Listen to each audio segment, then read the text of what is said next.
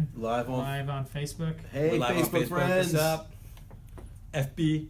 Live. Let's Now see we're who's live into it. on whatever this iPhone is. The lead venture Instagram What's up, Lead account. Venture? Oh, I love Lead Venture. They're Love my our favorite lead people. peeps. Man, I know I've been talking to some of you guys on the phone the last couple days. Sweet, bro. I Very like it. excited. Have some of you guys tuning in. Yep. Is tuning? Do we still use the word tuning in? I know that was an old, word for Yeah, you for just the dated old. yourself, bro. Yeah. So, but we still use that terminology, tuning in, right? You tune in. No, maybe not. Doubt it. Well, welcome. Shout out to all of you guys watching us on the socials. We're glad to have you. Super Ken excited. and Ken. Yeah, I'm Ken and he's Ken.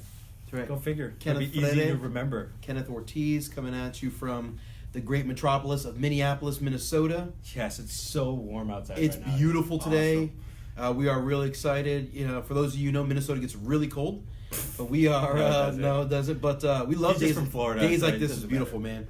Days Yeah. like this is beautiful. How warm is it outside? Do you know? It's in the 50s, man. I know. You just scared all the Texas people. It's like, Sorry, hey. 50s and sunny, bro. It's It's good. awesome. It's not raining. There's no snow. Yeah. I know. I've lived all over the country. I know you've lived a couple places.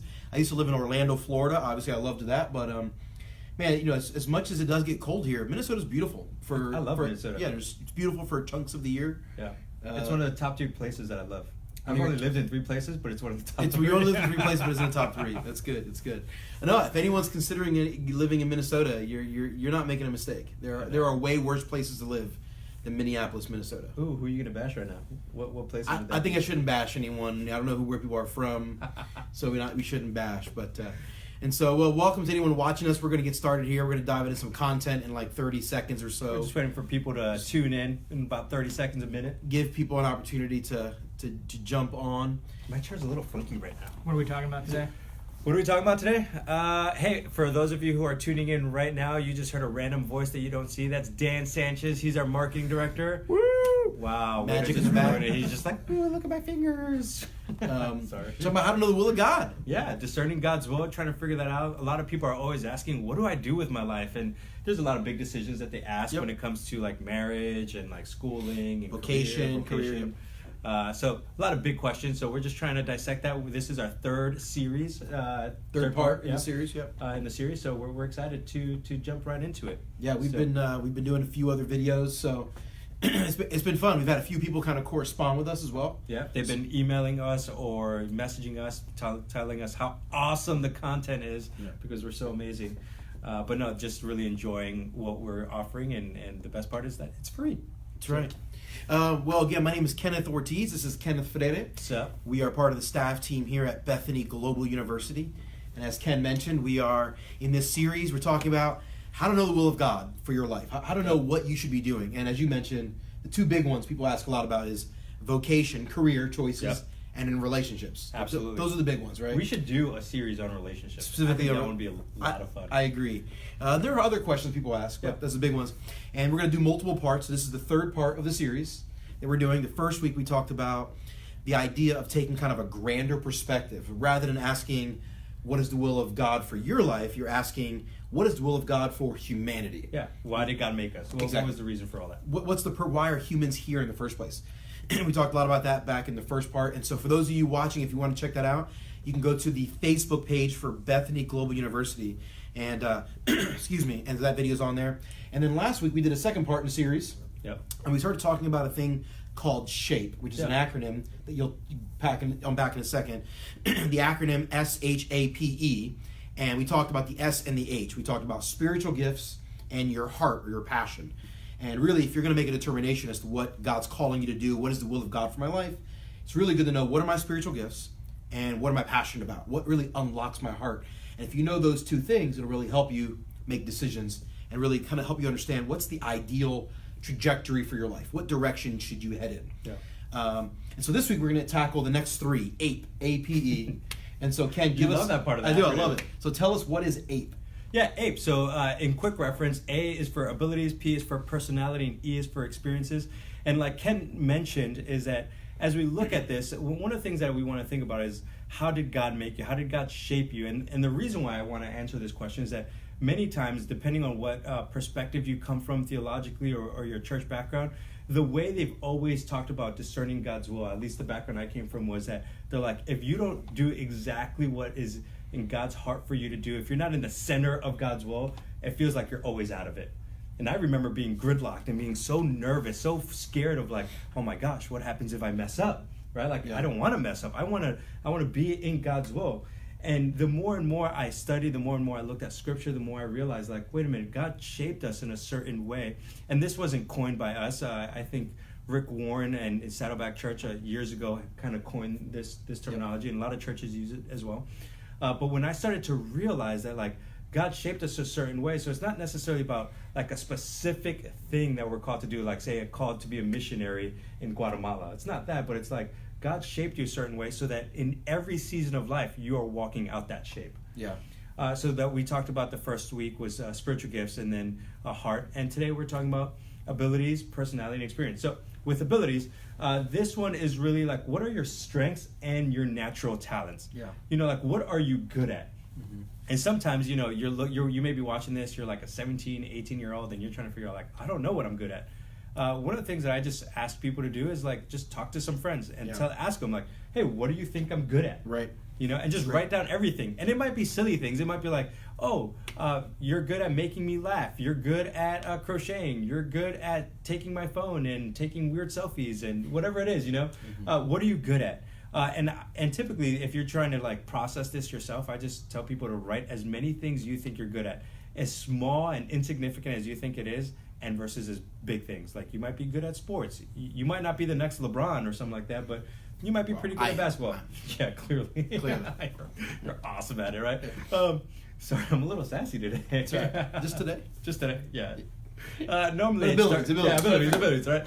So, strengths, what are you good at? Another assessment that I would encourage all of you to take if you've never taken it, I know some schools, some churches do it, is Strengths Finders. It costs like $20, but it's an awesome assessment tool that I have found that people love to use. It gives you like your top 5 strengths and then how you leverage them and how do you leverage them for the long haul. So that's abilities. That's the first one. Yeah, I think it's really important to really, what you said, the idea of figuring out what abilities you already have. Some of those may be natural. Some of those may be acquired over the course of time.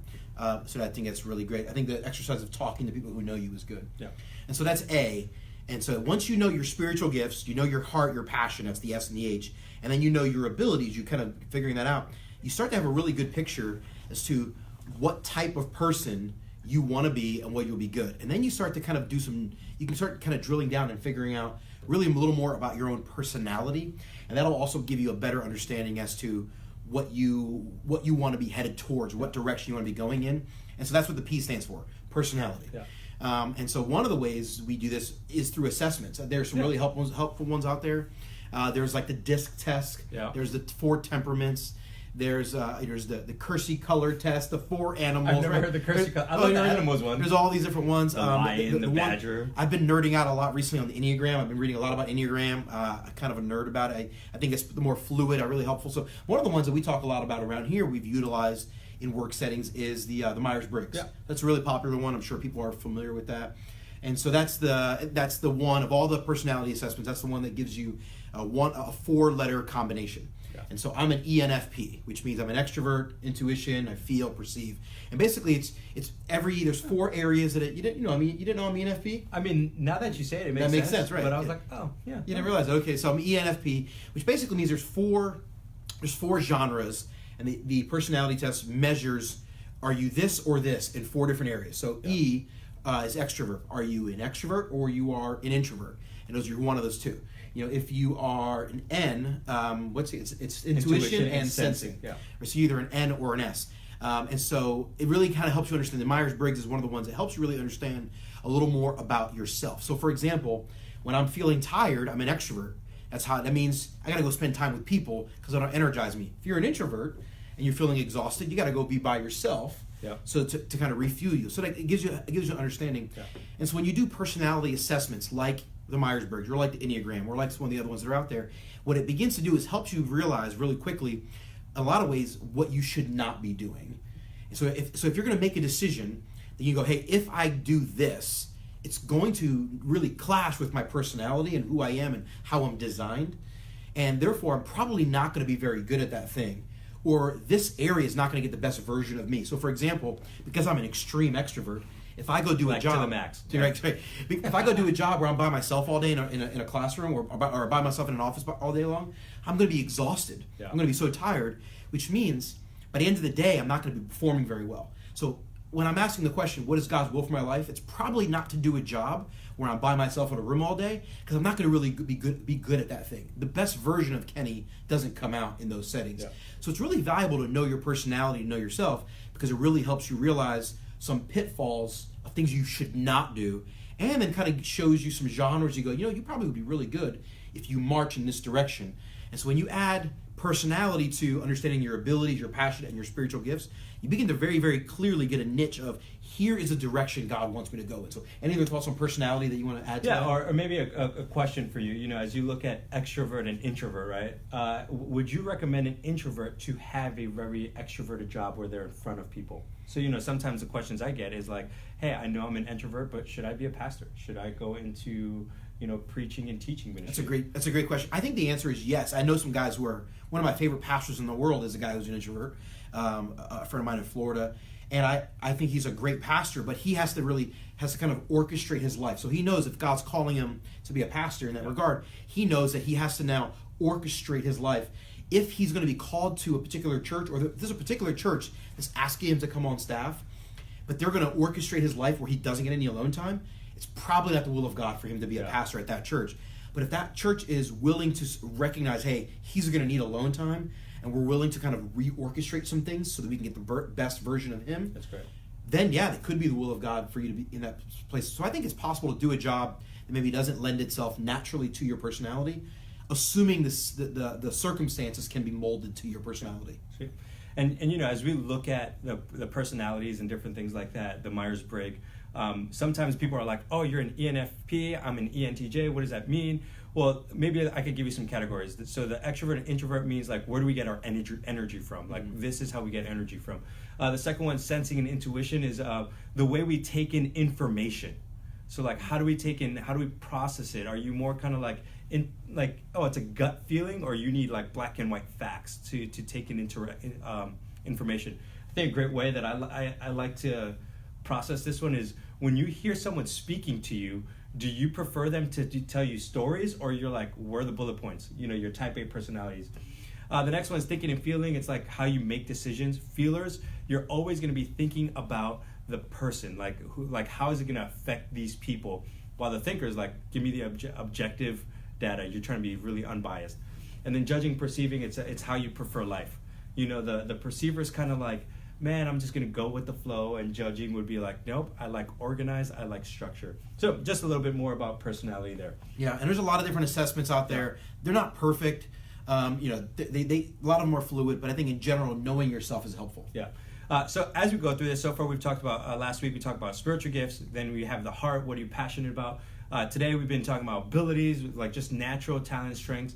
Then you got personality, and the last one is experiences. Now when we talk about experiences is realizing that we all go through experiences, and experiences influence you, but they don't define you. And that's really important for us to address as we are talking about experiences, because experiences influence how you are going to minister to other people around you, but they don't define who you are. So a couple questions that I like to ask people when it comes to experiences. The first one is like, what have just been some good and bad experiences you've had? Some good experiences might have been like you've had a great teacher who has massively influenced you, so you're like, I want to be a teacher like this. Some of you have had bad trauma in your life, and because you've had that bad trauma, you want to help people who've had those traumatic experiences. That's part of the way God has shaped you, the molding per se of your life. The other one's family origin. What type of family did you have? Did you have a good dad? Did you not have a good dad? Those things affect how you live life. Your faith journey is another question. Like, how did you come to know Christ? Was it more from an apologetic standpoint of just wrestling with your faith, or was it very organic because you lived in a Christian home? That's going to affect it. And then the last one is just skills acquired. Over your life, you may be young now, but as you grow older, you gain more and more experiences, and those experiences will tell you, like, I'm good at this, or the skill set. You're like, oh, I've learned how to do this. For example, there are certain skills that I've acquired that I'm not like the best at, but because I know them now, it helps me to do my job better. Yeah, it's really, really good. You know, you were talking about childhood trauma. You know, both of us come from childhoods with some trauma. And that has shaped me in a lot of ways. It shapes how I want to serve people. And it does give me an understanding as to what type of vocation or career should I go down, or what kind of ministries or opportunities should I take. And it also helps me understand what things I shouldn't do. I think you're right. As you said, it doesn't define me. I don't identify with the trauma or the abuse. However, it does help me understand there's some things that I'm going to be really good at, and there's some things I'm probably not going to be good at. I think your experiences help us understand that in a lot of ways. It also helps me realize my experiences also begin to either sharpen my heart and passion, the H. So Absolutely. And they kind of speak into my abilities because I'm a victim of childhood abuse and have recovered from that by the grace of God and by great mentorship and counseling. I now have the ability, I've acquired a skill and ability to help people do that, which means I want that to be a part of my portfolio in terms of my job, my life, my ministry, my relationships, my church life. I want that to be a part of the picture. So you begin to see, as you kind of look at all of them, you begin to see there's some overlap between the five, the SHAPE acronym there. And that's ultimately what you're trying to do, is you're trying to figure out the overlap of those five and be like, oh, now I can hone in on more clearly what the Lord would want me to do in my life. So for example, for both of us, the way I like to always think about it, we both have a heart for shepherding and preaching and teaching. So we're always asking ourselves, where can we do that? It's not, like, oh man, I might call it to Minnesota or Florida. It's like, can I do that in Minnesota? Absolutely. Now, there are going to be times that the Lord is going to call us specifically to some place, but whenever you don't know that actual location, the best next thing to do is like, what am I shaped to do? What am I called to do? What am I shaped? You use these five things to figure out what makes the most sense in light of these five. So with that, next week we are going to actually talk about then how do you make good decisions. Once you know why God made you and how God made you through SHAPE, it's like, how do you just make good decisions? Because sometimes I've realized that the issue is not like, hey, should I be a drug cartel or should I go plant a church, right? Like, that's not the issue typically. I was thinking we were going to launch a drug cartel to fund the ministry. No, you didn't think that was...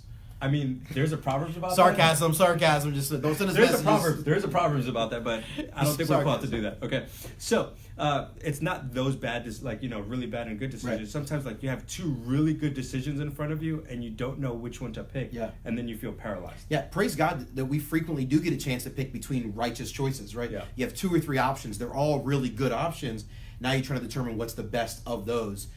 Infrequently are we as believers making a determination between something that's unrighteous and righteous. Absolutely. Right. So that's what we're going to talk about next week. Tune in. It's going to be a great conversation of how do you make good decisions. But before we sign off, let's just see if we got any questions. Dan.